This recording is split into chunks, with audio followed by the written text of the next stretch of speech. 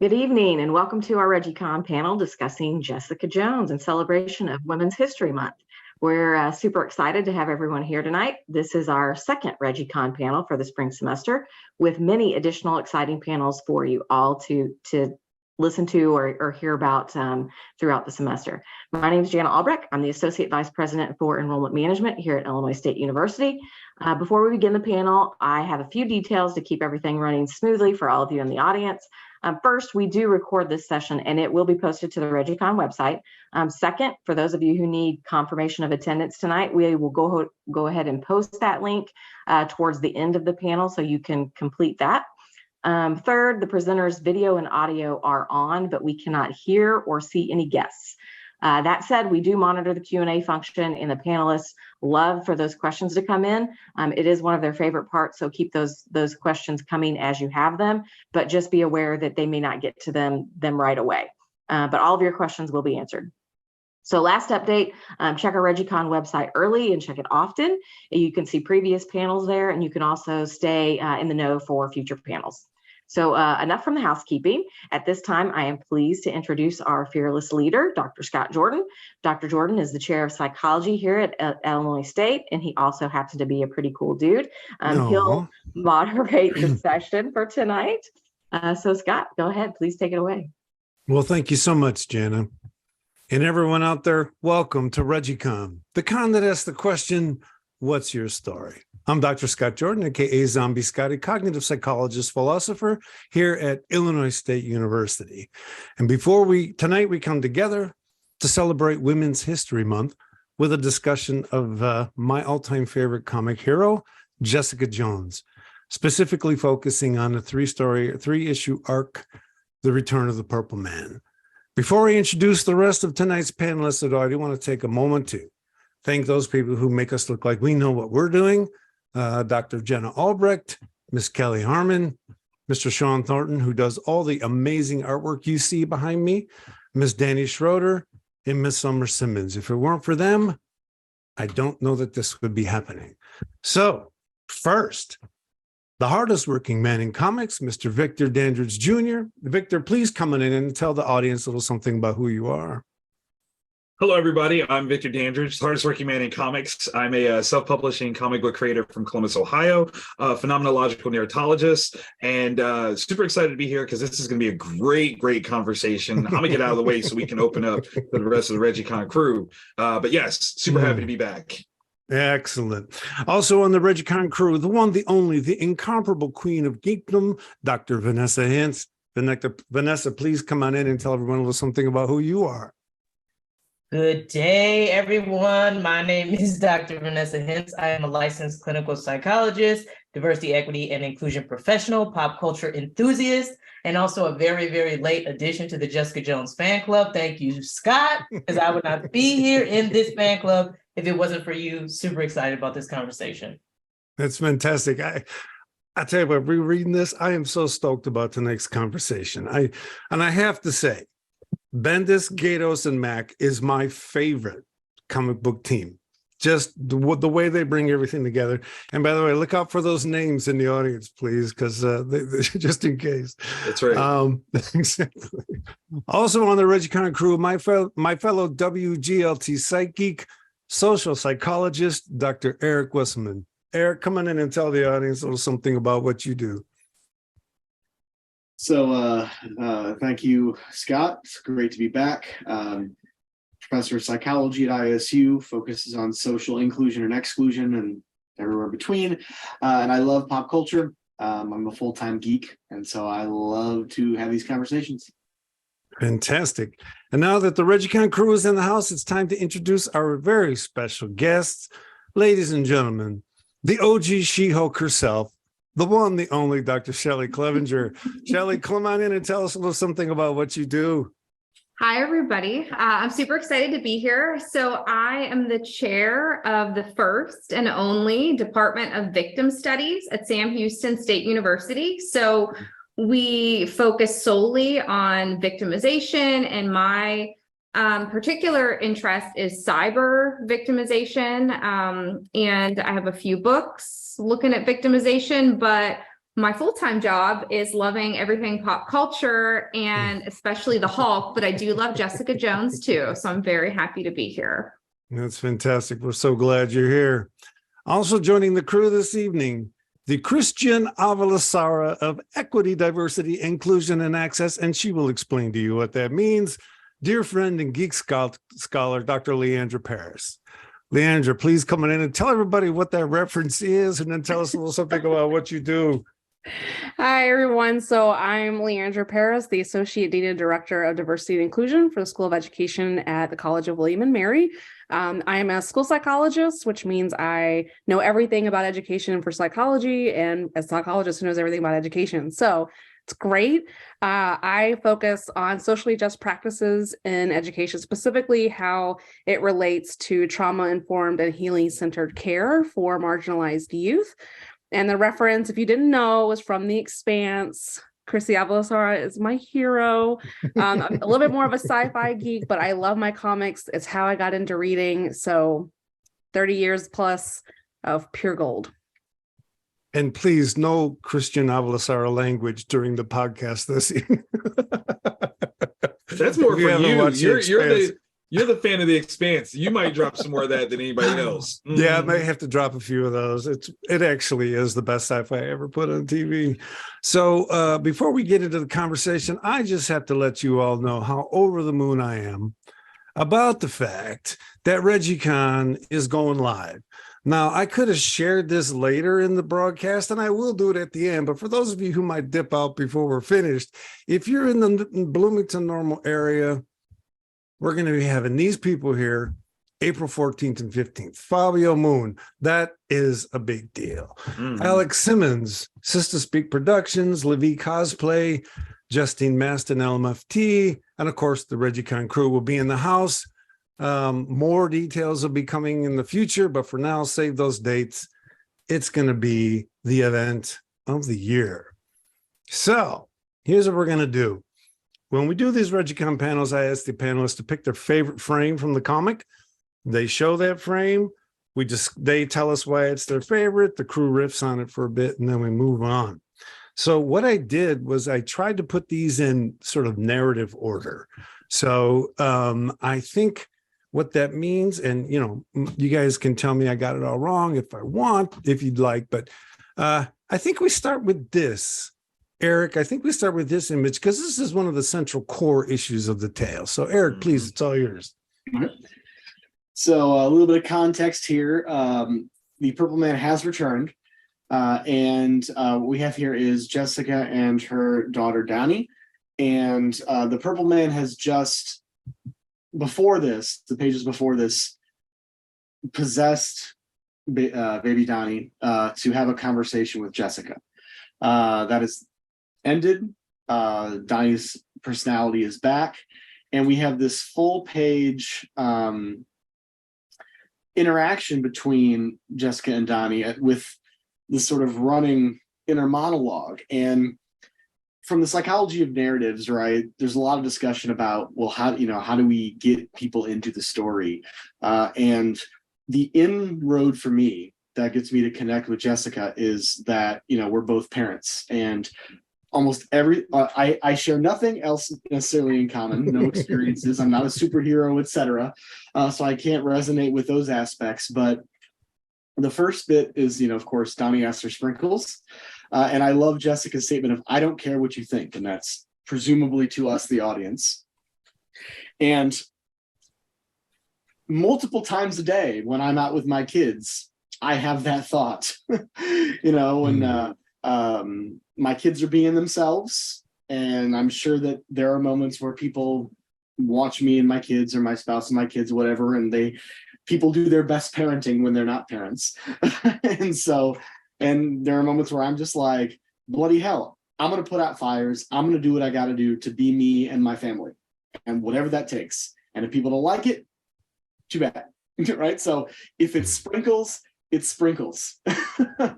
And so that first moment really hooked me. And then going further, she talks about how she's really trying to unpack not just her own trauma, right? That's been triggered by an interaction with the Purple Man. But now the fact that the Purple Man has brought her daughter into the mix, right? And she's now talking about how she's paying attention to every little detail about her daughter's mannerisms. And I just think about, once again, never having experienced anything about what Jessica's experienced, either beforehand or now. But, you know, I go into my kids' room at night and they're really, really quiet. And I check to see if they're breathing. Or when you're trying to figure out they're sick, and a couple of my kids have reduced verbal skills. And so it's paying attention to different cues they may have. I again resonated with that aspect of just knowing every aspect of your kid. And then at the end, she's going to send her kid off with Captain Marvel, Carol Danvers, for protection. And she ends with, and the page is gone here. Let me read. No, I'll show it. Hold on. Oh, I didn't realize you were going to.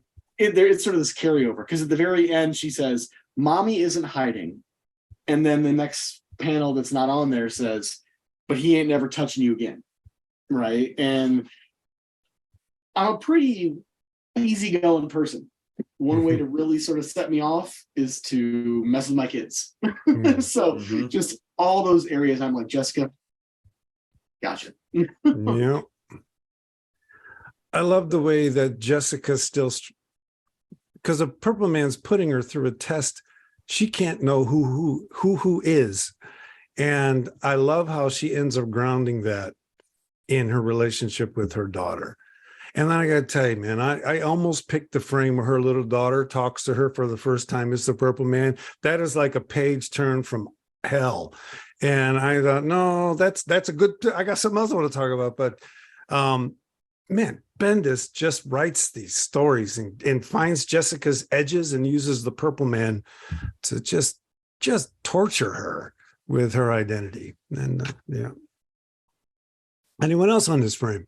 If I may, because I feel like I'm the only person on the panel who is not yet a parent, and I actually almost picked this frame. Eric scooped me, but that's okay. That's an ice cream joke. That's an ice cream joke. I like that. I see what you did there. I didn't do that on purpose, but thank you, sir. I actually almost picked this frame because of, it was really because the part where she said, "Yeah, boy," it was that, really. But I think for me, the first time I read this, the page turn that you're talking about, Scott, I had to read it like 4 times, because I was like, hold on, why is this girl talking? Like, it took me a while for it to connect. And when it did, Jessica's face and how horrified she was. And then to go to this frame where you see her kind of like, oh my gosh, like all of that has sort of left her body. Sort of juxtaposed with the bright colors and how happy her daughter looks with all the ice cream. Like, it was beautiful. But I think for me as a not yet parent, this was almost like, I'm happy that you used the word possessed, Eric, because that's exactly how I felt like I was watching like a Exorcist type of movie. I was like, whoa, you know, it was a lot. And so for me, it was coming from sort of like that scary movie, almost like, this is uncomfortable, as opposed to, like you mentioned, connecting to it as a parent. But like I said, I almost picked this frame too. So excellent choice. Excellent choice there. Well, and sometimes your kids do seem a little possessed. So there's that. But I will say, I like that you picked up on the part where she's like looking for all the signs. Like, she's trying to stare down and figure out, is this Kilgrave? Like, I really thought about it, like, and I know it's like International Women's Month, so I'm gonna like as a mom, I do that with my daughter. Like, there are traumas and there are stressors and there are social constraints to like how I can be, that I'm constantly vigilantly staring at my daughter, trying to figure out, are you having that same experience? How do I prevent you from having that experience? So I do think for me, I kind of had to step back and be like, you know what? It's not the same thing. But there are times where I sit back and you stare down your children to try to figure out, did something happen that I don't know about? Where can I, like, what's happening? Can I pick up on, like, are you getting bullied like I did? Are you being told, you know, gendered things like I did? And so I think that resonated with me in a different scary space. And I also, Vanessa, had to go back and read it. I'm like, why is this like 2-year-old talking to her like this? Like, is that her superpower? Like, it took me a second. You know, I'm just going to say real quick, Leandra, the point you just made is so terribly important. This is something that parents can do. They can tune in, they can ask, and their kids are going to find it annoying as hell if you do it every day. Yet when your kids get used to that's how you're with them, it can create the opportunity for them to come to you when they're distressed. Because if you never talk about it, then they don't have any models for where to go. So I think you're absolutely on target at that point. Absolutely. I want to add in Michael Gaydos, the artist for this series, has a very like gritty, raw, almost photocopy-esque style. And the idea of him attempting to illustrate a cute space is such a departure of what he's normally brought in to do. He's normally brought in to create these dark, if not violent, image pieces. And I love the way that while it's still very much so Michael's work, you can see very well he accomplishes creating this space that you go, this is kid friendly. This makes sense via color, via design, open spaces, the composition of the two characters interacting with one another. You see this as a very hopeful space, despite the interactions that were just happening. This is Jessica getting her power back. And that's a theme that runs throughout this entire story, which I think is brilliant. But the best part about this visually is seeing the lengths that a mother can go to in order to make sure that her baby is okay, even if that's, disrupting other people's moral judgment of, you can't get that baby ice cream in the morning. Watch me, okay? And you got one more time to say something, like you gonna get sprinkled, okay? Don't play around over here. It's a beautiful thing, beautiful thing. I gotta say, man, I think Gaydos gets more meaning per unit pen stroke than anybody else in the business. Just about. It is not about massive detail. It's about minimalist detail that captures maximum meaning.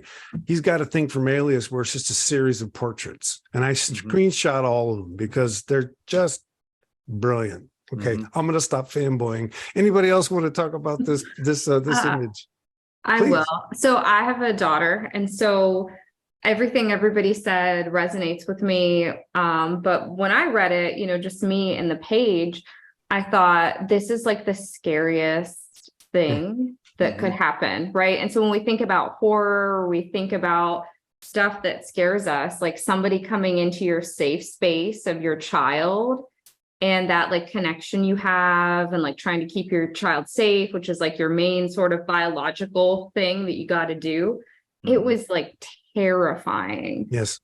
In a way that other comics have not been. So I wasn't anticipating that when I read it. Yeah.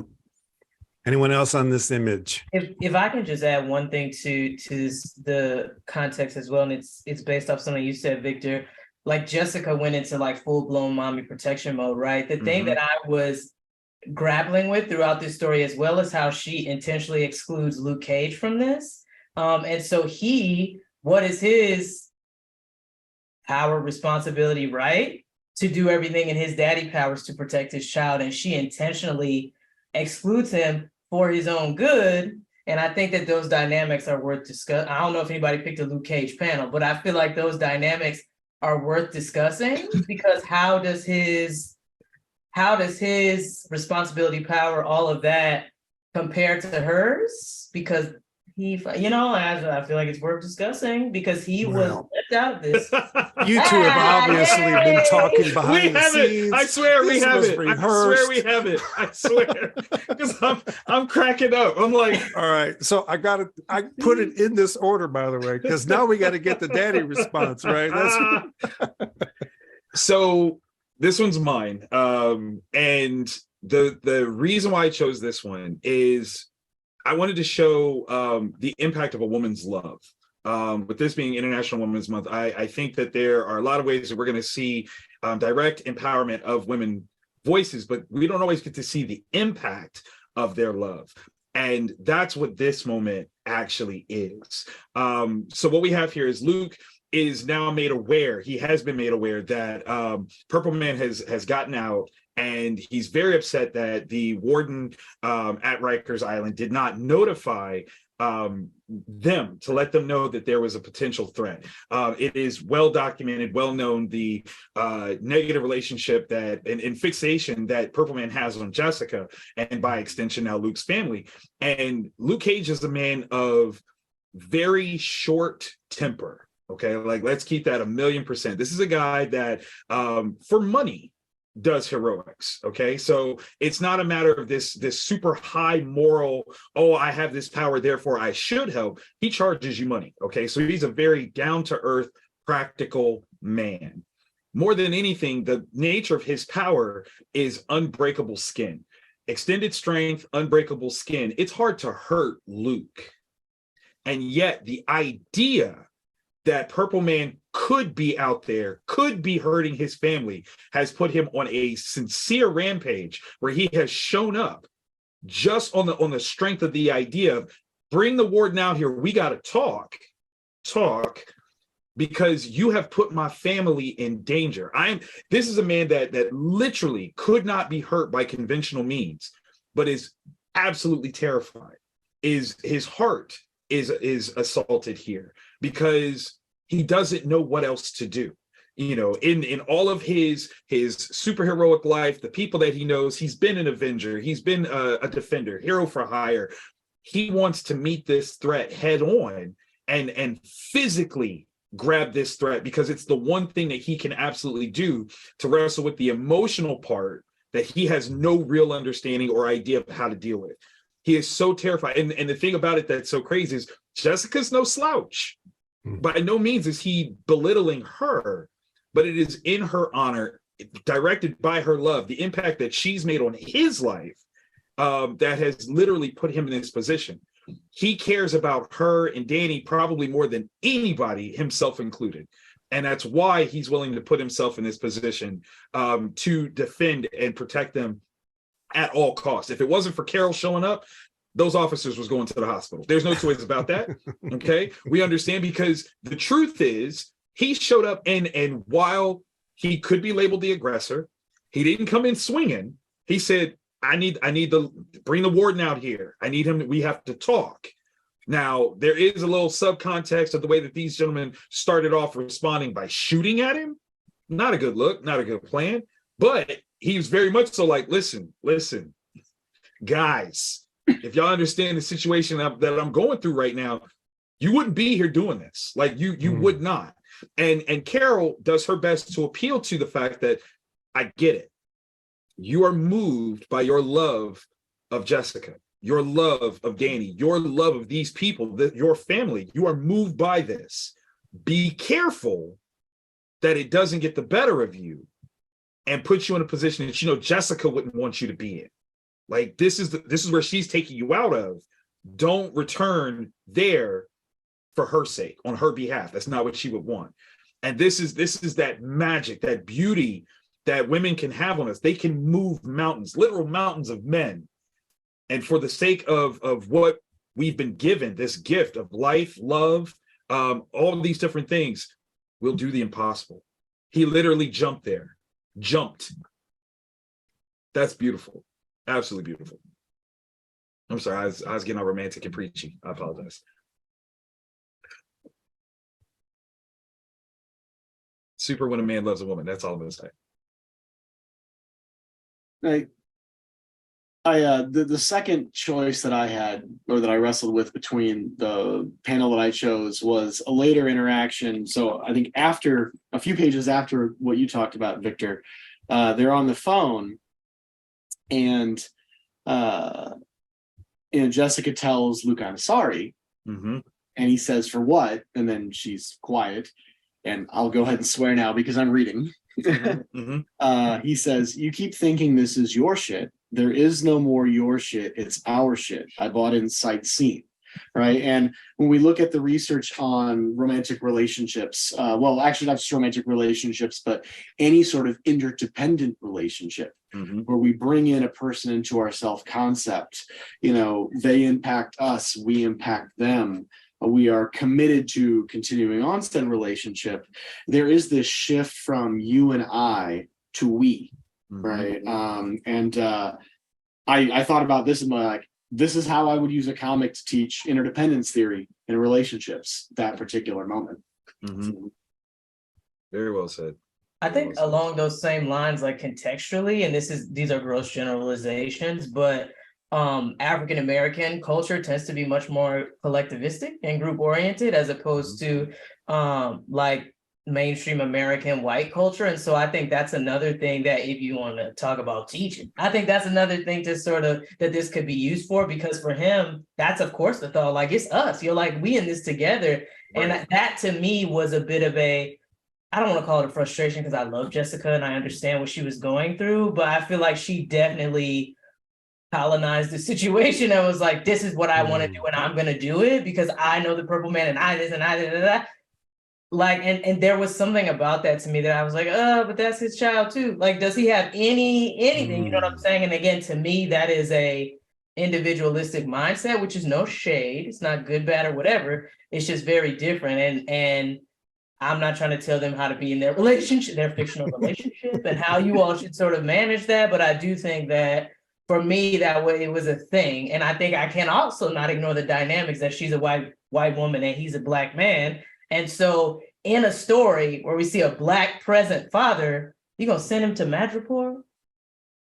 Come on now. Like, like that's what we gonna do. But I love Jessica. I'm not saying no shade. I just that's I'm gonna say that's the quality of Bendis. And what I mean is everything Eric says about we-ness is totally on target. When what we don't talk about enough in our culture when we get into those we relationships is we give each other crap all the time. Because that interdependency means, I can go party with a neighbor lady all night. And if she don't go to work or don't take care of her kids, I don't care. But if my wife and I do that, we can't get stuff done. So that like dependence is not something we respect as a culture. It's not something we talk about. And it's where couples get frustrated with each other.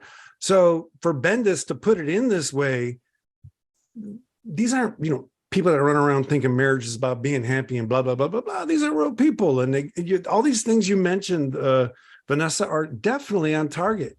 And Bendis has the, whatever you want to call it, courage, whatever, or the skill to bring a complicated, contradictory we to the stage. And then we get to have this fascinating discussion about what might be going on. Absolutely. Anyone else? I do want to jump in on what you just said, Scott, the contradictory we.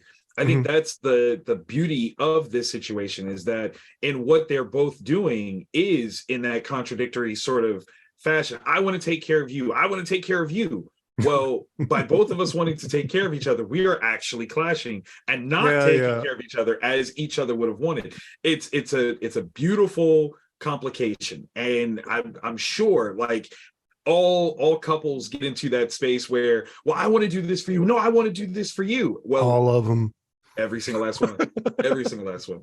And what happens when something to this scale is the thing that you're battling around? It's very difficult. I think it's almost a very personalized version of the Civil War conversation where Tony Stark and Captain America, neither was actually wrong for what they wanted. They were just very personal ideologies and preferences on how to get it done. And I think that's the thing that really plays into this one in a very interesting way. Of course, Jessica has the upper hand, a lot of for the reasons that Vanessa brought up, but also, I mean, on a very literal sense, it's her book.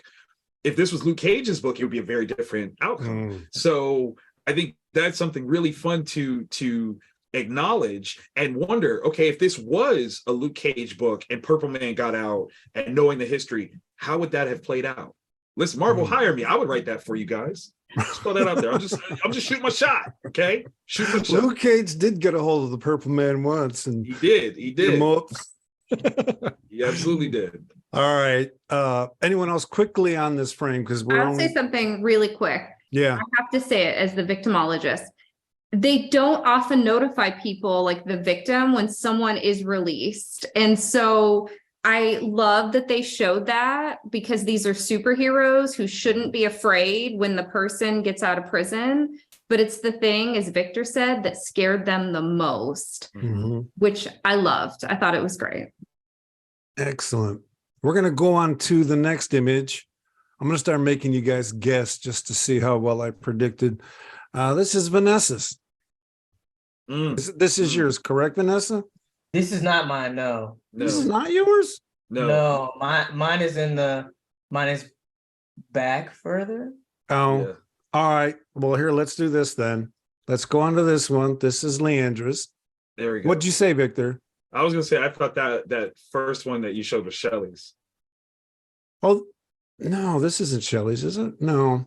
No. All right, Scotty made a mistake. Jerome's got to talk to him for a second. Oh no, this is mine. I'm sorry. This is mine. My bad. All right, Look at you. My bad. Look at you messing with us. I'm sorry. It's almost my bedtime. It's almost my bedtime. It's okay. I'm chilling I'm sorry. tonight. This It's all good. absolutely is mine. Okay, so because I got scooped, I picked this. So what I loved about this and also hated, I feel like it was like anticlimactic. Like this is how the Purple Man went out. It's like, oh, what? But I think what I really appreciated about this frame was the dynamic between Carol and Jessica.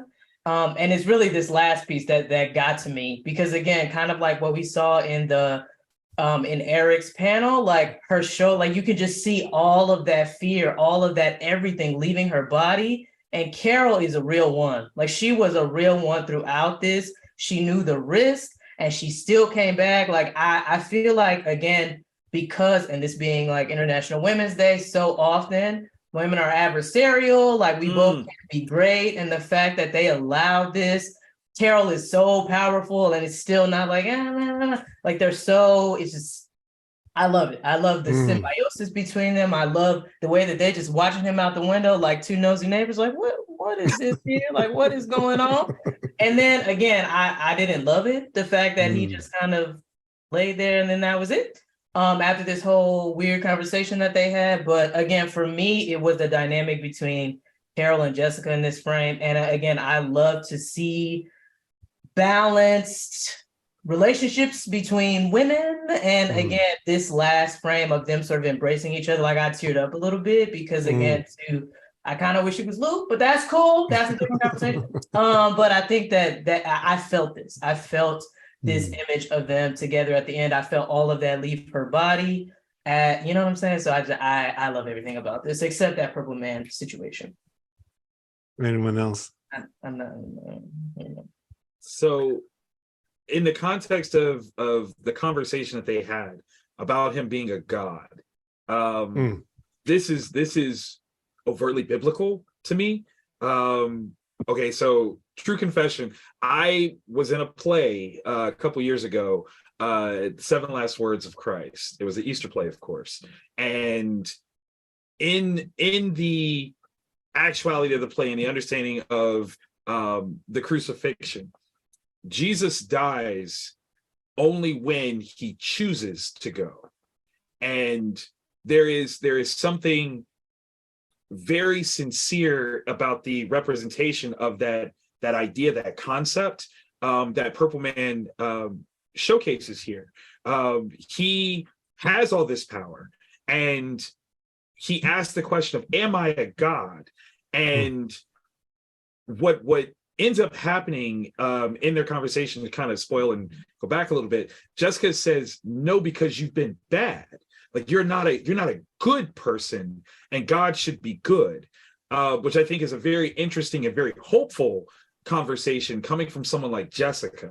In the scope, again, in biblical comparatives, I would argue that she's a Mary Magdalene type character that is unclean and not necessarily the best representation of a savior, as we, in Western society tends to think. And yet she is the one who helps deliver Purple Man with the truth that because you chose to be this bad person, you're kind of crappy, sir. Like you're a god, you might have godlike power, but you don't have the instinct to create and build something wonderful.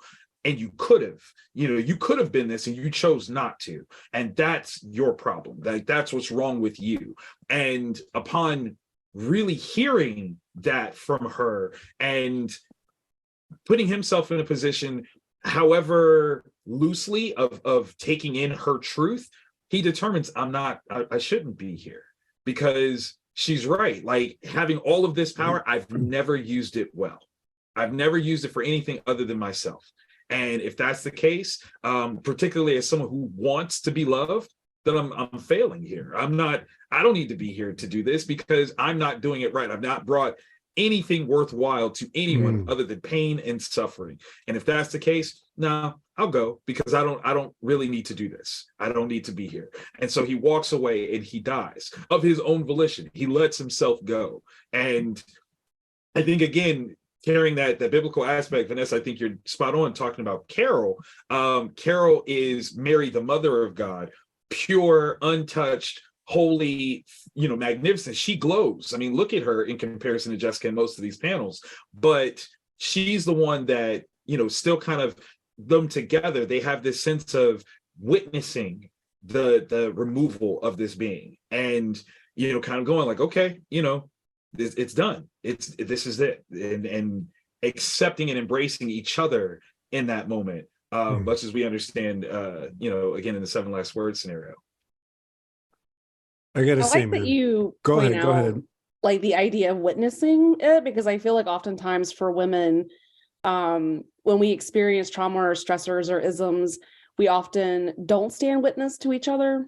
We often turn around. We don't want to acknowledge it. We don't let us, whether it's miscarriage or abuse or anything like that. And so what I love about this, going back to what you said, Vanessa, was she immediately gives Jessica credit. She's like, you did it. I mean, he's the one who walked off, but like Jessica's the one who didn't tell him to fix the world, didn't tell him to do anything, just told him to go. Like, and I love that she literally just turned around and was like, this is you. Like, you pulled it off, right? And she's standing witness to a trauma and a healing moment and a closure moment. And I think that that's a beautiful, I love that you picked this because I think it highlights the power of when women do stand witness for each other. Come on now. And I think that I would encourage everyone to think about, what does that mean? Because it doesn't always mean standing there watching your arch nemesis die in the road. Sometimes it just means sitting. Sometimes it means hugging. Sometimes it means saying, I see you. So I just love this whole interaction, mostly because Carol's like running around the whole time, like pissed off, right? And she's like, oh shit, I got all these powers. And you just talked him into killing himself. Like, great, Well, and Carol had just been possessed too, right? And not just in that moment, but trying to remember now, earlier in the book, she was also possessed when a bunch of the other, when the Purple Man had the crowd turn on each other. Right. So I am curious, this and then the previous time we talked about Jessica Jones have been the only two that I've read, but I've noticed that in each of those volumes, this dynamic, this mutual social support relationship between Carol and Jessica is a common theme. So for those of you who have read more Jessica Jones, does that show up commonly across multiple arcs? Yeah. Yeah. I gotta say, picking this frame and the Purple Man choosing to die. First of all, total geek moment. Dude was shot by Craven. Okay, Craven, I mean, Dope. Spider-Man Craven, 1970s. I'm there reading in the back of a station wagon, right? But he's shot by Craven, which means Jessica's friends had her back, right? She baited him to stay there. Yet, what I love about how Ben just wrote this, it shows the curse that the Purple Man lives with.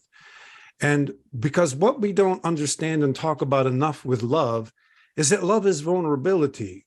And we get maximum exclusivity with a person by making ourselves maximally vulnerable with them. They know all of our shit. That's where we are tonight. They know all of our weakness, and that's part of what we mean to love them. But when we're in those moments of figuring out, can I trust? Can I trust? Can I trust? The Purple Man doesn't have to do that. He just says, you love me, and you love him. So the whole test, the whole risk-taking involved in love and we relationships is something he's not had to work through.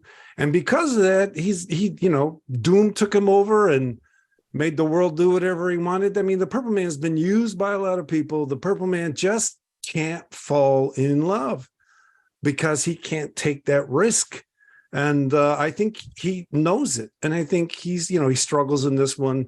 I'm not telling you what to do, and he expects her to love him for that. What I mean? But I love the fact that it's just that edge of risk that we never really feel ourselves taking or don't put words on, but it's there, and he's never had to do it. And because of that, he doesn't know love, and he can't know love. And then for him to choose to let this happen, I think is a real achievement by Bendis. Just really insightful. Mm-hmm.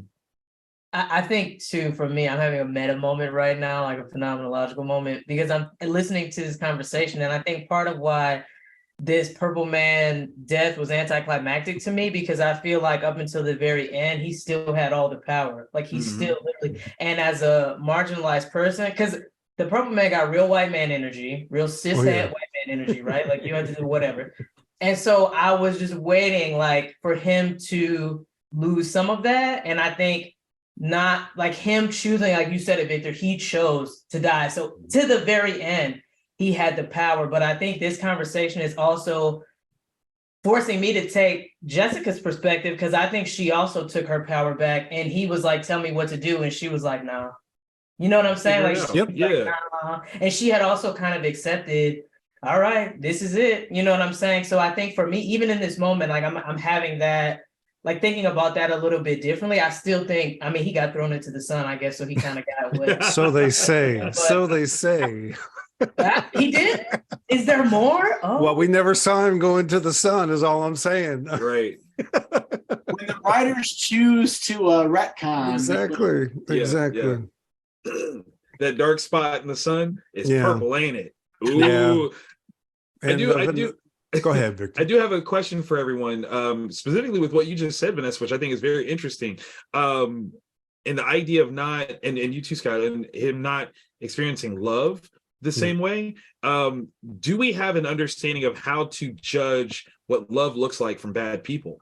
When a person is morally swayed towards a negative, what does love look like from them? We saw that in Avengers Infinity War, when Thanos, another purple individual, except with the perps, is presented with the idea that the only way that he can get the Soul Stone is to lose someone he loves. And Gamora laughs at him like, you never loved anything. And she didn't realize that in the context of himself, this was how he loved. And it wasn't something that could be outwardly, deemed love from other people, but by him, it was, because that was his understanding of what love was. It becomes such a very personal admission of efficiency, inadequacies, whatever. And I think to a degree, that's what happened with Purple Man. As dark as what he was doing, he did love her, but as best a narcissist can. Yeah, like it was a terrible, terrible representation of any sense of love that we want. Yeah. And I think that's the thing that, Vanessa, you keyed in on this one supremely. That was the thing that I think Jessica kind of embraced was, okay, maybe this is what that is for him, but no, I'm not giving you the pass, from my end for you. You on your own, you chose to be bad, and I'm gonna let you live with that. That's you. I'm not gonna absolve you and give you the means to be better. You should have done this on your own. You shouldn't even have needed me to do that. And I think that's very interesting. If you look at the impact of or juxtaposition between the panels I chose and yours, Luke moved with the insistence of impact from Jessica's love, and she refused to give that to him because she doesn't love him.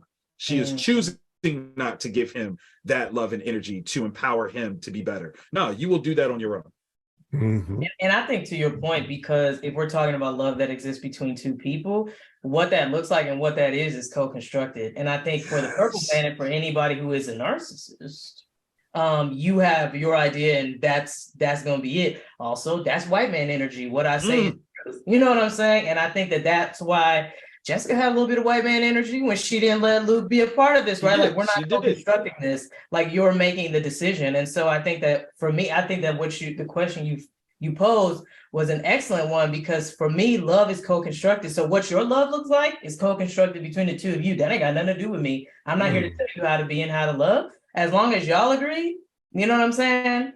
Live your best life. And I think for that was Jessica's power. She being like, okay, bro, that's you, but that ain't me. So, and then I think he just kind of accepted, like, all right, you know what I'm saying? Mm-hmm. All right, then we're going to move on to the next image here. And this one is Leandra's. It's kind of hard to follow all that up, man. I'm like over here, I got like thoughts going. Anyway, so what I loved about this one, I think it really speaks to growth, and I think it speaks to self-acceptance that a lot of us are always pushing for. So the idea that we feel like crap, and then one day, and I don't think it happens in just one day, right? It happens over a whole healing process. But realizing that other people have that, everyone has that. And I think for Jessica, at the end of all this, to realize that the Purple Man had all this power. He could make anyone, quote unquote, love him. He could make anyone act like they love him. And yet he still wasn't happy. He still had negative feelings about himself. I mean, he's literally going to her and is like, teach me what's going on. Why is this not fulfilling? And so I think a lot of times we are socialized to compare ourselves to each other, especially with social media and constantly looking at these picture perfect images of other people. So when Jessica says even the so-called pretty people, that really resonated with me about like what beauty is and how she went from like, we all have this stuff, even people who are pretty, right? And I don't know why that hit me, but it really kind of set down like even these really powerful people, everyone has this thing they're dealing with. And so to normalize that and to normalize our struggles and kind of realizing that I don't even know how to put it into words, right? Like everyone puts on their mask, everyone puts forth this one thing, but underneath all of that, they're just as human as I am. And so I don't know that I love the idea that she's like, I just chose to get over it. But there is something empowering about taking back the power to heal myself and to grow. And I really, really enjoyed that. And I love this kind of being where she ends up and how she ends up using this to help this armadillo dude go get some love from this woman, right? So I just, everything about it was like funny, but also very touching at the same time. And Jessica has a good day. Yes. If you read the end notes, Bendis says this portion was put in here to give Jessica a perfect day because this is her skill. She knows what it's like to not be able to make a choice. She knows what the struggle with agency is. And so when she says there, I choose or I chose to get over it, I don't think she means I sat there one day, said, yo, I'm done, and it never mattered again. I think what she said meant was I purposely, intentionally started to reorganize where I was every day, what I was doing every day, so that that wasn't something that got in my way and wasn't something that I valued and as I may have thought I did. So, yeah, Jessica has a good day. Anyone else on that image? I think the frame after this is that when they had like the long conversation, because I almost picked that one because I do think in that the armadillo or Jessica underscore what you just said, Scott, because she started talking about Daisy. Was that the cowboy lady? Daisy, and how like you can find comfort in her, which again we also don't want people to be dependent, like like whatever. But I think that it kind of balanced out when she said you can just choose to get over it and you can use the support to help you do so. And I almost picked that because they said a lot of stuff in that long little conversation. And I think the part at the end where he asked like, how did you not kill yourself? And he said it like very nonchalantly. And I don't know if that was before or after this, but you know what I'm saying? Like, and she was kind of like, I just didn't, you know what I'm saying? And I think that again, to your point, Leandra, there's some issues with that. Like we don't want to minimize that, but also to the point that you're making, Scott, you have people are more powerful than they know. And I think she was attempting to empower, you know what I'm saying? Abused power, abused people develop a sense of learned helplessness, and their sense that their agency matters is tragically diminished. And that's absolutely the case. So it's more than possible that my mother's watching. And if she is, I'm about to owe her $1. So when I was 16, my mother hit me with this phrase, know them, they, those. And the whole context of it was, no matter what happens in your life, you have to be in control. You can't point the finger at anyone else. There is no rationale of them, they, those as the cause for your behavior or your responses. You have to be in control. Leandra, I love you for picking this series, because that is the core of what I got out of that, was Jessica's embracing the know them, they, those concept.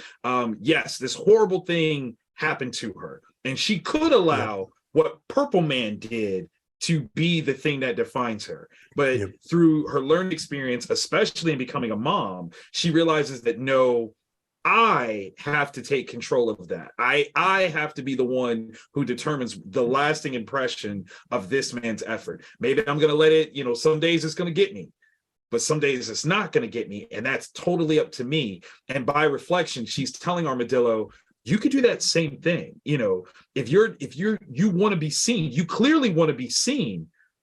Here's someone that's already looking at you. You're going out here trying to be seen, and you're absolutely ignoring the person that already sees you because you're uncomfortable with it, because they're seeing you in a way that is positive, hopeful. They're reflecting what you could be back to you and daring you to see the I in that. And if you don't embrace that, if you don't feel that, if you don't see it for yourself, then yes, I totally can be difficult for you to embrace that joy and love that somebody else is trying to tell you, like, no, it's there.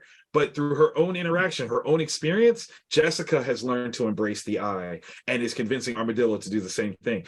So cool. So cool. High fives on that one. Like, great choice. Yes. Dude, you mentioned your mom. I feel like a heel. Today is my mom's birthday, man. Hey! My mom's Sharon Jordan out there. Happy birthday if you're watching out in California. I totally love what you guys are saying about choice.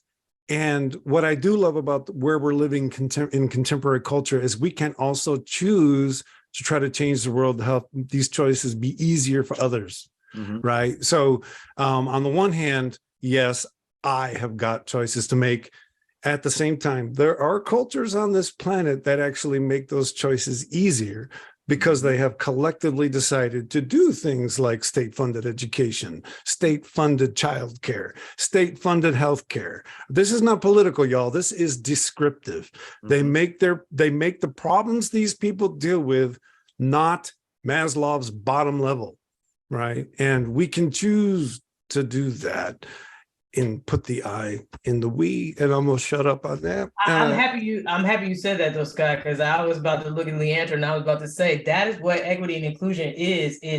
It's bringing to the forefront that my choice and my empowerment is affected and sometimes diminished by external factors. And so for me to choose to do, for Jessica to choose to do something is very different for the Armadillo to choose to do something. You know what I'm saying? Or Luke Cage. And so I think equity and inclusion is about, yes, you have power, and this is what externally is going to tell you you don't, or is going to make it hard for you to exercise that power. And I think that for me, and I don't want to, assume what you were saying, Leandra, but I think for me, when it's like, oh, you just got to do it. It's easy for you to say that. It's easy for you to say that. And not to say it's impossible for me, but I think what you just said, Scott, that is the work that we do in equity and inclusion, is to really bring that to the forefront. Like everybody's just do it, Nike, is not the same. You know what I'm saying? Universal. I love it. I will say that I can't speak for the whole crew here. Those of you who have been set back, you know that you got out of it because you just said, damn, this is just going to change. Now, it's not that was easy. But, when I went to college, I started changing the way I spent my day. And when I changed the way I spent my day, I changed who I was. Now I had support. I had people helping me when I was in school. So it's this wonderful collective action that we can engage in when we're all on the same page, instead of being treated as consumers and pawns in a system that thrives on adversarial dynamics. Enough on that. We're going to go to Shelly's slide here. Getting all political tonight. Shelly, this is yours. And I hope you meant for that last image to be there. I sure did. Okay, cool. So I picked this one because I never really thought about the Purple Man doing good before. So if you see in this, Jessica saying you could take rapists and make them not that, right? You could take murderers, you could turn them good. And so when we think about the Purple Man and when we see him in the comics or in the show, we see him doing bad. But I don't know why I never thought about it. He could have done a lot of good in the world. And so the reason I picked this was to think about if I had the power or any of you had the power of the Purple Man, would you be using it for good, or not? And I did want the punch because as a fan of the Hulk, I like to see some smashing in my comics. So I enjoy gratuitous violence every once in a while. There you go. But if I had the power of the Purple Man, I might use it for some good. I don't know if I could resist the urge. And so I never thought about that before. So solo panelists, as the Purple Man, do you think you could use the power for good? Oof. Not going to use it? I love it. I'm not going to go first. I think that they sort of use the writers through Jessica kind of ask that question. Yeah, they do. Yeah, and she at least in the way that many of us in Western culture would think of it, this idea of good and what that means. Mm-hmm. The answer that the writers provide is no, because that takes away free choice. So if I'm forcing someone to do good, is it really good? Now, that's an interesting question because when we talk about, for example, the psychology of pro-social behavior, there's a lot of debate about other person-focused, empathic concern helping versus egocentric helping. So I can help you because it makes me feel better at a minimum, and maybe at a maximum, I get some accolades. But is that the same as I'm helping you because I want you to be better? And the way that a lot of people debate is, well, empathy, altruism is sacrifice on the person's part. Now, when I provide this to my students, I say, well, but at an outcome level, the helpee, do they really care why they're being helped if the outcome is that they're being bettered? And that's the question. And I will move the mic to others. So I'm going to say one thing really. So as someone who sat across from people whose children were kidnapped, raped, and murdered, if I could have stopped that as my power of the Purple Man, whether it was good or bad, I probably would have. And I understand why they had Jessica do it, right? Like I do. Victim studies, remember? So anyway, I'll let other people answer. So anybody else? I'll tell you what, my answer is the last slide. So I'll let everybody else talk about this one because that's exactly the scene I picked. I can jump in quickly because the first thing I do is erase student loan debt. And good is relative because there are some people who would say that's not good. And so I think that the answer, I don't think, I'm such a therapist, I don't think there's an answer to that because I think good is relative. Like literally, we can argue down to the last iota in terms of what is a universal moral code, and we will never, ever be. And so I think that for me, again, I would do what worked for me, and maybe that's not good, whatever. And even, you know what I'm saying? Like you're saying, stopping these things or doing these things or whatever. Like, I think there's always going to be someone who's like, you shouldn't have done that. So is it good? And who gets to decide? And I feel like it's always the people with power who get to decide. So if I had the power of the Purple Man, I do whatever the hell I want because I have the power and I can decide what to do. And who would tell me that I can, you know what I'm saying? This is like an existential question. It is. That's why I posed it to you all. Well, I love both the points that Vanessa and Shelly are making there because I just earlier today was talking to my graduate class about the trolley problem, right? The idea of, well, do we say 5 versus the 1? And we can sit here and talk about this in sort of a deliberate, distanced way. And what's interesting is some experimental philosophers have shown that people respond to the trolley problem very differently if they're just thinking about, well, would someone flip the switch or not, versus what if you were the one to push the person onto the tracks? And that changes the calculus completely, right? So talking here, we are privileged in a way to be able to have this conversation, right? So I can sit here and say, no, we shouldn't kill this, that, and the other. But if you put me in a position where it's like, I got to protect my family, like I'm thinking back to Jessica earlier and being like, Purple Man's never going to touch you again. No, my answer might be very different in that situation. I can't believe where this conversation has gone. This is freaking amazing because not a one of you has collapsed into moral absolutes. And this is exactly what Jessica Jones is all about. This is exactly what she refuses to do in this scene with the Purple Man that I am not going to read. But what I'm going to tell you is the Purple Man is not stupid. He's just a mean narcissist, because this is where he's offering up the opportunity for her to take him and tell him what to do. And she decides not to. You know why? Because Jessica knows that reality is straight up messy. And the best we can do is surf in it. And what I love about this is the conversation we just had. You know, as a matter of fact, I'm just going to stop showing this. We're just going to, because there's too many words. But what Jessica Jones says is she plants her stake in the ground in the idea of individual agency, right? Mm-hmm. And to be honest, that's exactly what democracy as a form of government was supposed to be. And that is one person, one vote. And in this country, I don't have to be right for who I want to vote for. That's not a requirement. I vote for who I want to vote for. And I'm legally protected when I go out and try to persuade other people to want what I want. That involves no absolutes whatever. It's the world of persuasion. So when people go around saying right and wrong, why? Because they're trying to persuade you, right? That's the thing, is those are the markers of desire on the part of the person saying it. And I'm not saying that, I'm not trying to be judgy and say it's wrong. I think what happens is, for example, you know, Shelly, you mentioned Purple Man takes the kid. If I were to say, I think that's wrong, I'm going to do something about it, I don't think there's anybody that would disagree with me. There's a threshold there. Right. There's a threshold where, yeah, do go get him, go stop him. But in daily parlance, there's no, you know, we'll get into arguments about right and wrong.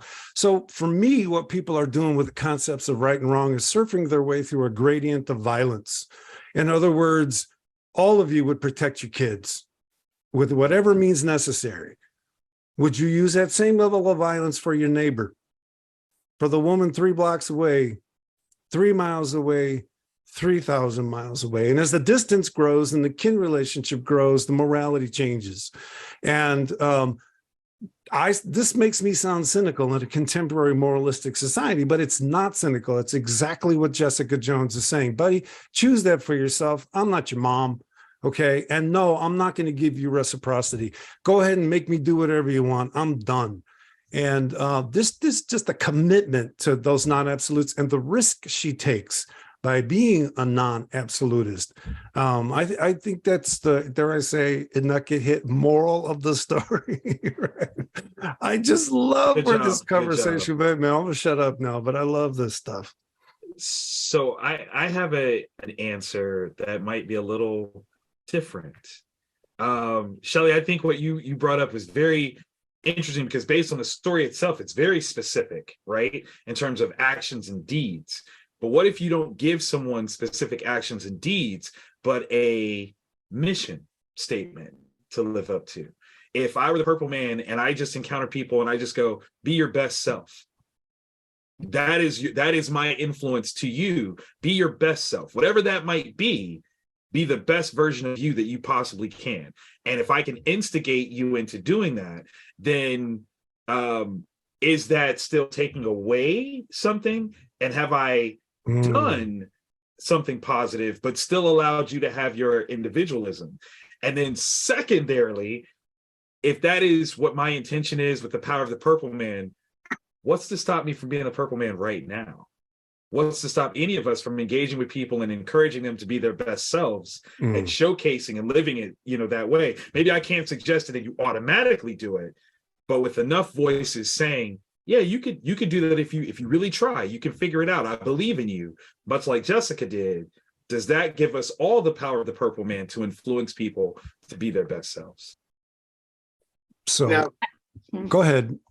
Well, I was going to say, I think first I want to say, Shelly, this question is almost why I didn't marry my husband, because we got in a huge fight.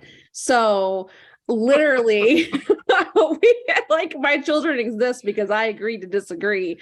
So I've been pondering this for quite a while, but I think to your question, Victor, I think, yes, we can inspire people, but also back to the point that Vanessa made, we also have to go for the system.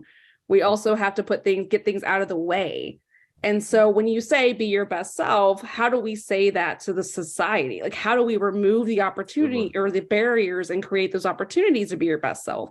Because sometimes we're not our best self, not because we're not trying, but because society won't let us.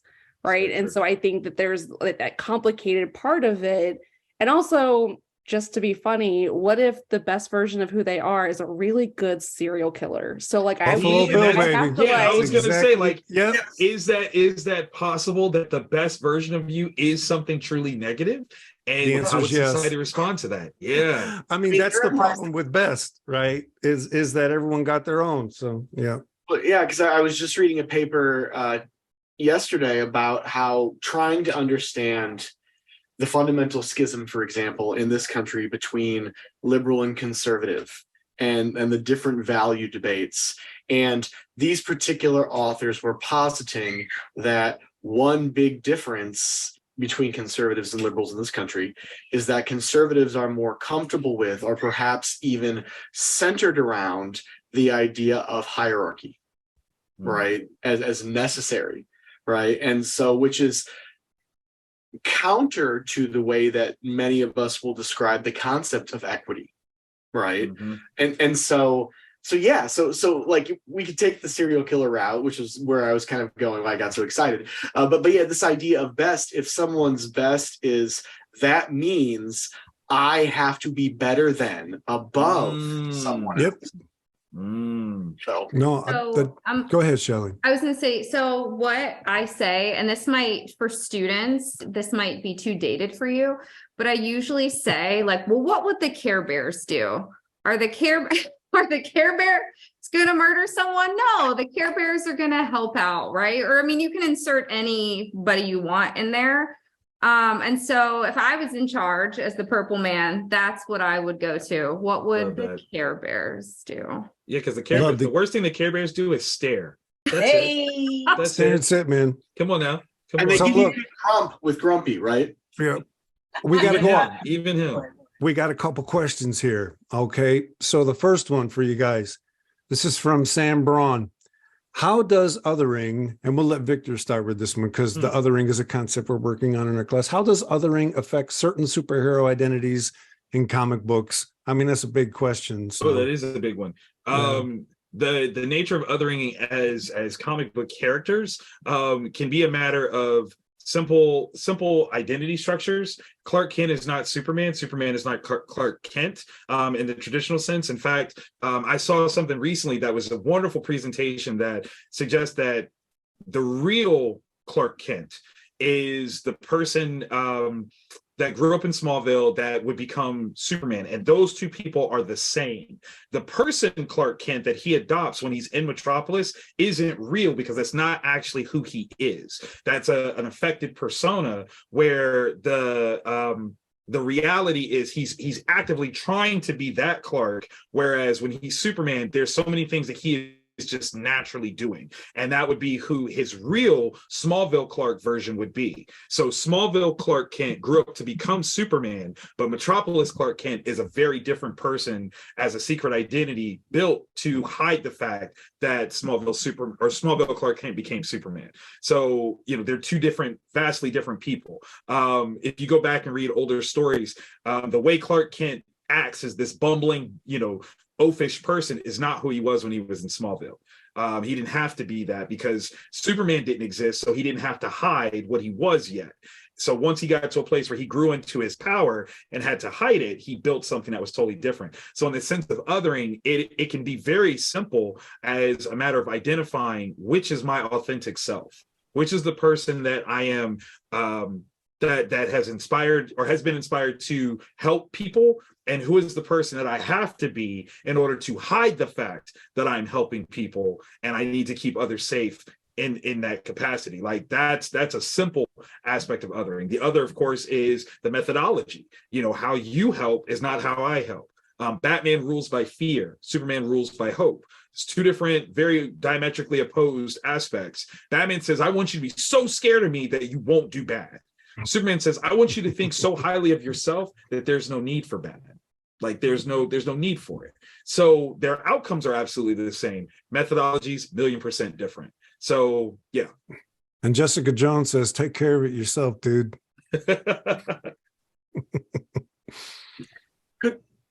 Go ahead, Eric. So could there be, so I like two competing ideas, but I think I can make them go together, right? Could Clark Kent be both of those to some degree? The two different types. I mean, I recognize that they were written differently, but identities are complex, right? And this idea of a true self is really multifaceted. And then so to bring it to the Batman point, right? Superman is trying to inspire hope, but he can do some pretty terrifying things. And I think he knows that. So does everyone else. This takes it back to the Purple Man idea. He knows he could do it and actively chooses to inspire people to be. That's literally where I got this from. Chooses to inspire people to find their best selves and be that. He could make you, right? Like we have the understanding that Superman could literally eliminate nuclear arms. He could stop most conflicts just by showing up, getting rid of, ousting the materials that we would have to fight. He can go, nope, we're done with that. But he chooses not to because he understands that his delicate balance or position of power is too delicate, and therefore he shouldn't inflict that on other people. But he can embody something that other people could go, well, I could do that. And if I can do that, then I'm a better person. Yeah.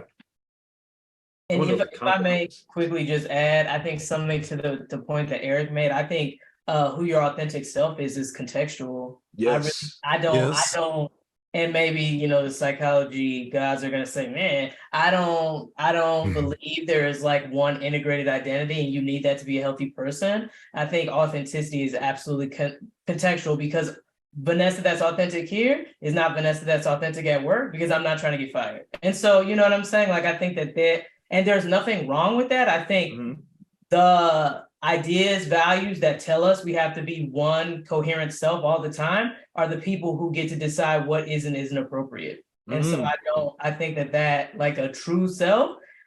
Well, so take what you're saying, absolutely to be true, and look what happens in cultures where, and it tends to happen in more collectivist cultures where identity is so family bound. And you do something wrong, you shame your entire family, and you shame the we in ways that we tend not to experience as robustly here. You're absolutely right. And I just want to also say, what I love about this conversation is one of my things is to reverse the way we think about identity in this culture, because the data are pretty clear.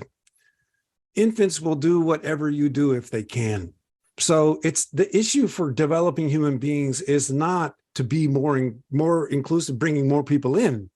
The issue for developing human beings is managing who they're going to let in. And that's a complete reversal of the way we tend to talk about it. And it means that if my work is to figure out who I'm going to let in and who I'm going to keep out, that means who I am is all of them. And so there's never a point where I'm me as a part and you're you as a different part. We are an embodiment of each other, and the gradient of who we let in and who we keep out, that is who we are. And I think that's for me, a more coherent, honest way to get into these issues of identity. Because as you said, Vanessa, then there's nothing that's not contextual. There's nothing universal. And I think that's terribly important. So Scott, this idea of a cognitive boundary makes me think of bringing it back to Purple Man, right? There's that moment earlier when we're first introduced to him physically, when he is at a SeaWorld, right? Yeah. Mhm. And he has almost what I experience as a Professor Xavier moment, where he is surrounded by these thoughts from everyone. So is the Purple Man psychic? No, I don't think well, by way of suggestion, he could be. Yeah. Because the way I experienced that page was he was hearing everybody's thoughts in the way that Xavier and the X-Men has talked about having to work hard to block everyone. Mm-hmm. Right. I took it as people were actually saying it out loud, because so many people can be uncouth and be like, is he purple? Why his hair look like that? Yeah. You brought up something really interesting though. I would have loved for Xavier to have shown up in this, and for him and Purple Man to have a conversation. That's fantastic. Particularly in the astral plane, where Purple Man's level of suggestion might not have any effect on Charles, and for them to have that conversation of what level of influence is appropriate. Because Charles would be like, I could make people stop hating mutants from day one. And I'm actively showing like, nah, you shouldn't hate us because of this, and exhibiting that. Why don't you do that? But Charles, sorry. So go ahead. I get all in the weeds here. My geek radar is going off. But no, because the way Xavier's been written, his powers operate differently than the Purple Man's, but the similar type of where Xavier's done some crappy things where he's wiped people's minds. He's made them suddenly forget their bigotry in some ways that he's written. And in other times he says, no, I don't do that. Right. Or then there's the arc where he shuts Magneto's mind completely off. Right. And so I guess this does circle back to this idea. Oh, yeah. And that's exactly why they didn't show the Purple Man being thrown into the sun. Because they knew the Purple Man's going to show up and have that conversation with Xavier someday, right? Well, they had to keep the character back. You're absolutely. And to Vanessa's point, we do have to acknowledge and recognize these are two cis hetero white men that are exhibiting this level of power that could command masses. And ironically, we are not actively showcase a piece when those two forces are diametrically opposed. What happens when you have to deal with their own privileges against one another? All righty then. I got to get another question out here. Sure. Sorry. No, it's all good. The question's from Olivia Hauser. When talking about good and bad, do they always exist in a mutually exclusive manner, or can the lines be blurred between them if they provide a desired outcome? So we've kind of addressed this to some extent, yet if someone would like to, sort of take that on. I don't want to put Leandra on the spot, but I feel like this is a DBT answer all the way.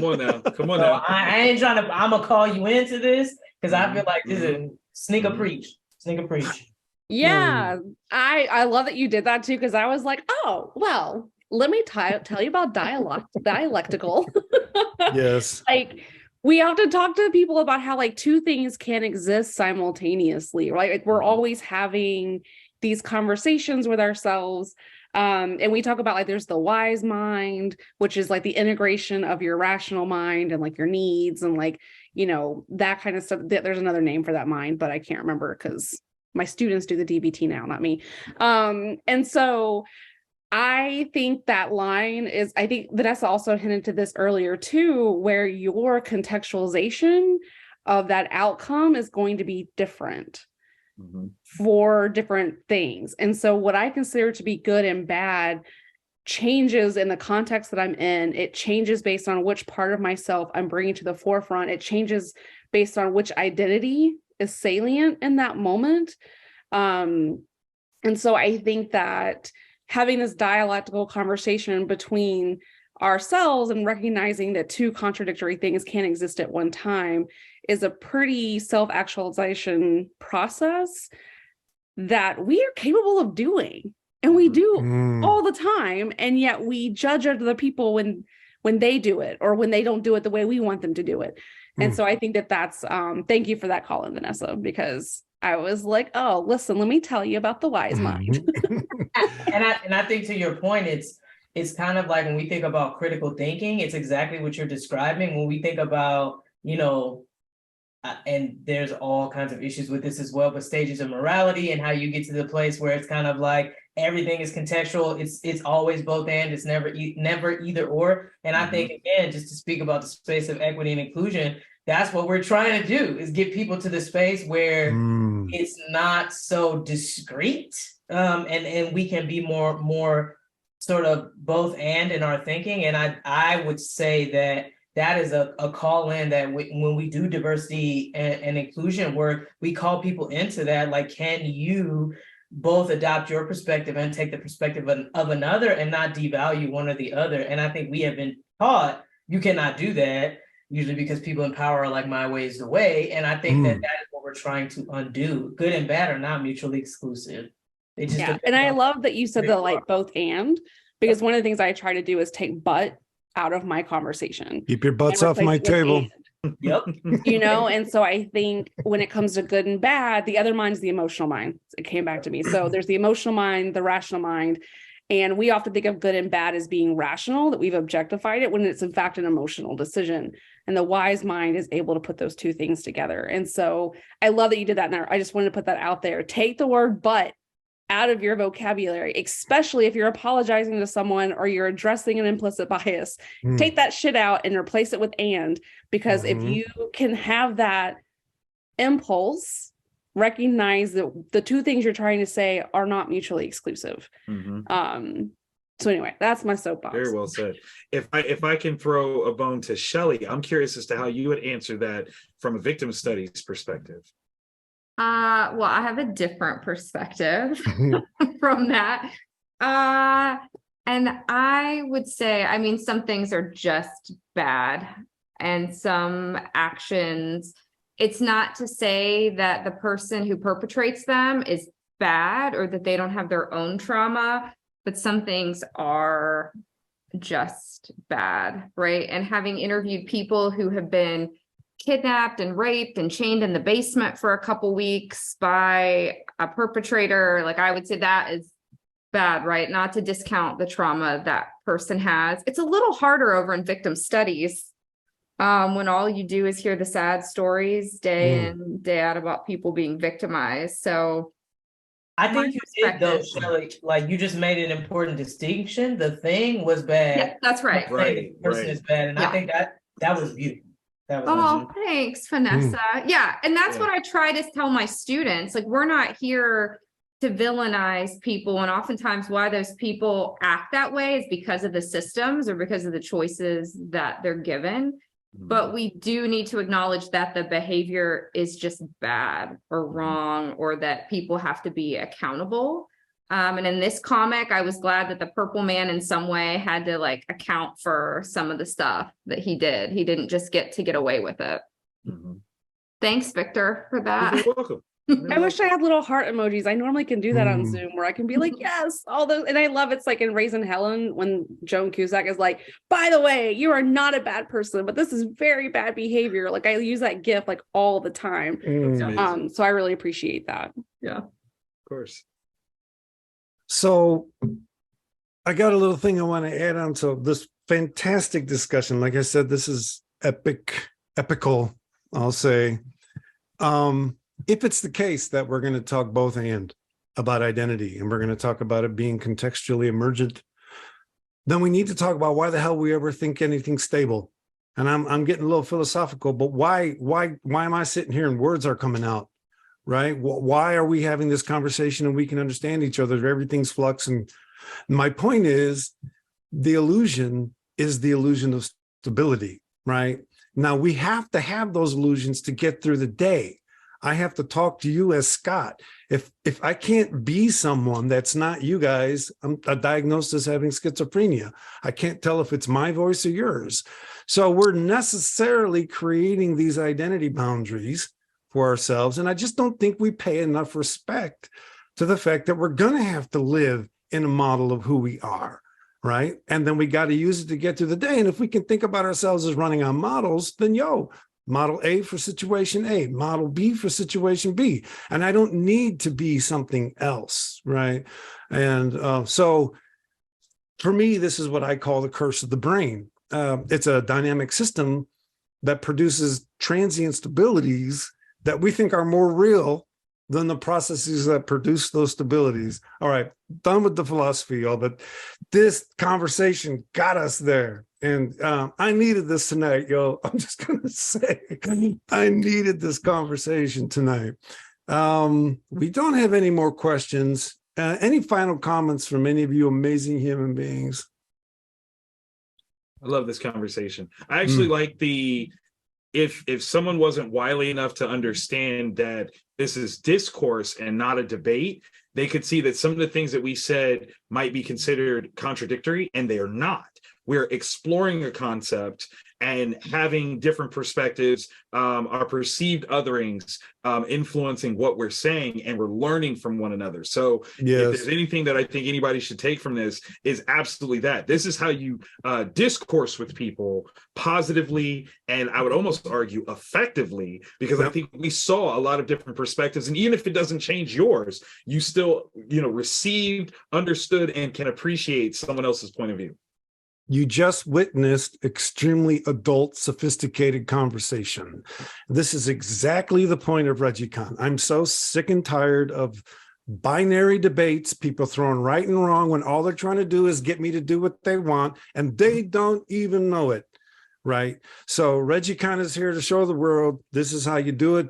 Maybe a glass of wine would have helped, but nonetheless, this is how we roll. And I love you guys for being here, for doing this. It's just a fantastic. And this is clearly why Jessica Jones is my favorite comic book character, because it's all there, all the stuff I'm interested in.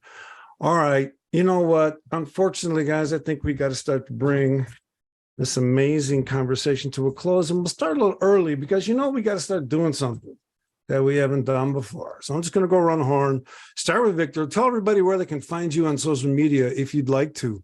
Of course. You can find me through my publishing imprint, Vantage In-House Productions. That's Vantage In-House on all forms of social media. I'm also, again, a phenomenological narratologist, so I'm teaching the philosophy of storytelling through my You Create Comics line, and that's the letter UCRE, the number 8comics.com, or You Create Comics on Instagram, Twitter, all those fun things. I actually, if I can brag just a teeny tiny bit, may have made a major connect with the Seattle Health Department using You Create Comics, and something that they want to do as a major project. So super excited about that. Congratulations, man. Thank you. Congratulations. How about you, Vanessa? I would just like to say I'm about to be in the You Create class with all those kids. So just save me one of those chairs. I got you. You know what I'm saying? I got you. But I'm on all forms of social media at Dr. Vanessa Hintz, and the host of the About That podcast.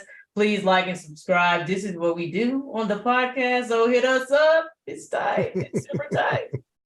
Fantastic. How about you, Eric? So you can find me on the Department of Psychology's webpage, ISU. You can find me on Twitter at Eric Wesselmann. You can find some of my film musings if you Google film culture, normal theater. And I recently finally took the dive into YouTube channels, and I created a YouTube channel called at Digital Golgotha Productions that will slowly but surely build more content. Fantastic. How about you, Shelly? At Dr. Clevenger on Twitter, or Victim Studies at Sam Houston State University, online bachelor's and master's degrees. That's fantastic. And how about you, Leandra? You can find me on Twitter at Parris Leandra, and you can find me on the Associate Dean's website for the School of Ed for Diversity and Inclusion. And through that website, we are about to launch our podcast called Just Education, where we talk about everything around education in a socially just framework.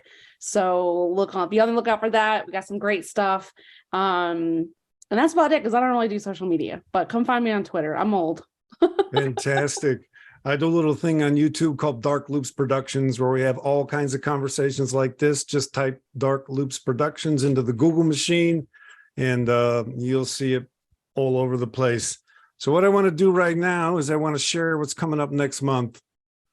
All right. So next month, we're celebrating Arab American Heritage Month with a discussion of Habiti Pada, and the author will be here as well as the illustrators. Make sure you tune in for that. And then, as I said before, ReggieCon Live, April 14th through the 15th, off the hook, amazing stuff. That's all I can say for now. Wait a minute. I don't want to do that. So I do want to say thanks to all of you out there for attending. Thanks to everyone behind the scenes for making us look like we know what we're doing and facilitating this amazing conversation. I tell you what, it's fantastic. So again, Shelly, Leandra, thank you so much for being here. Eric, Vanessa, Victor, you know I love you. Thanks for being on the ReggieCon crew. And so there it is. From all of us to all of you, big hugs. And remember, never edit yourself out of your own story. Good night.